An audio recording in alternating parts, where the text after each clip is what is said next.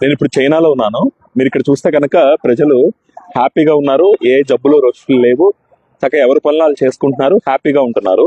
So 11 అవుతుంది రాత్రి time. చూడండి, ఎవరో కనీసం మాస్క్ కూడా పెట్టుకోవాల్సిన అవసరం లేదు ఇక్కడ. ఇదంతా కూడా మరి మీడియాలో వస్తున్న వార్తలన్నీ ఏంటంటే నాకు చాలా ఆశ్చర్యంగా అనిపిస్తుంది. సో పక్క దేశంలో ఏదో అయిపోతుందని ఒక వార్త సృష్టించుకుని దాంట్లో టైం పాస్ చేసే మనం మన దేశంలో ఏం జరుగుతుందా అని కనీసమైన ఆలోచన చేయలేకపోతుంది మన సమాజం. అది చాలా బాధాకరమైన విషయం.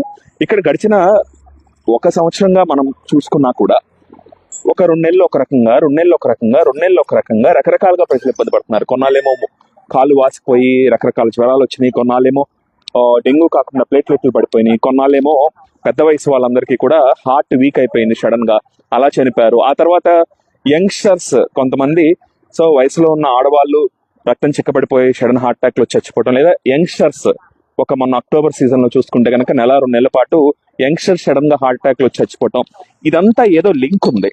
సో మన దేశంలో కూడా చాలా వైరస్లో ఏదో ఒక క్రిములు వస్తున్నాయి, వాటి వల్లే కదా ఇవన్నీ జరుగుతుంది. దాని గురించి ఏం జరుగుతుంది ఏంటి అని కనీసమైన ఆలోచన ఏమన్నా ఉందా? దాని గురించి విశ్లేషణ ఉందా? పరిశోధన ఉందా? దానికి ఏమైనా పరిష్కారాలు ఉన్నాయా? ప్రజారోగ్యం గురించి ఏమాత్రం కూడా ఏమీ లేకుండా మనం ఏంటయ్యా అంటే చైనాలో దాచేస్తున్నారు. సో ఇక్కడంతా సిస్టమ్ అంతా కూడా ఆర్గనైజర్ గా ఉంటుంది. ఇక్కడంతా సిస్టమ్ అంతా కూడా ఆర్గనైజర్ గా ఉంటుంది. ఎందుకంటే ఎవడు పడితే ఆడు ఇక్కడ వైద్యం చేయడు కదా. సో ప్రాక్టీస్ ఉన్న వాళ్ళే వైద్యం చేస్తారు. సో అన్ని మాక్సిమం గవర్నమెంట్ హాస్పిటల్సే ఉంటాయి. సో వాళ్ళ దగ్గర ఇన్ఫర్మేషన్ ఉంటుంది, లింక్స్ ఉంటాయి. సో తమాషాగా ఉండదు అనమాట. ఏం జరుగుతుంది అనేది వాళ్ళు మొత్తం కూడా డీటెయిల్స్ తెప్పిస్తారు. సో ఈ సీజన్ లో ఏ రకమైన నిమోనియాలు ఎన్ని వస్తున్నాయి ఏంటనేది వాళ్ళు పూర్తి వివరాలు తీసుకుంటారు. మనకు మళ్ళీ ఇట్లా వదిలేరు. వాళ్ళు ప్రజారోగ్యాన్ని గాలికి వదిలేశారు. ఈ దేశం అసలు కోవిడ్ లో ఈ దేశంలో వచ్చింది, కోవిడ్ ఈ దేశంలోనే వచ్చింది. కానీ చాలా విచిత్రమైన విషయం ఏంటంటే ఇక్కడ కేవలం 25-30 వేల మంది మాత్రమే చనిపోయారు కరోనాతో. మన దేశంలో అఫీషియల్ గా 5 లక్షల మంది చనిపోయినా కూడా అన్అఫీషియల్ గా 50 లక్షల మంది చనిపోయి ఉంటారు. సో అసలు ఇంత స్థాయిలో చావులు జరిగితే దాని గురించి ఆలోచన లేదు.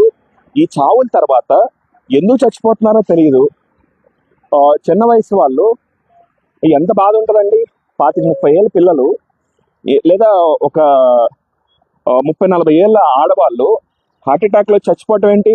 అంతకు ముందు చూసామా మనం?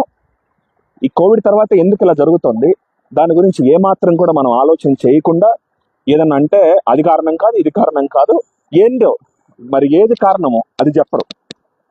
కారణం ఏంటనే చెప్పరు. 2 ఏళ్ల పాటు ఎక్సర్సైజ్ చేయమాకుండా ఐసీఎంఆర్ చెప్తుంది. 2 ఏళ్ళు అయిపోయింది, మరి ఇప్పుడు ఏం చెప్తారు? సో ఇది ఒక ప్యాటర్న్ లో జరుగుతున్నాయి ఇవన్నీ కూడా.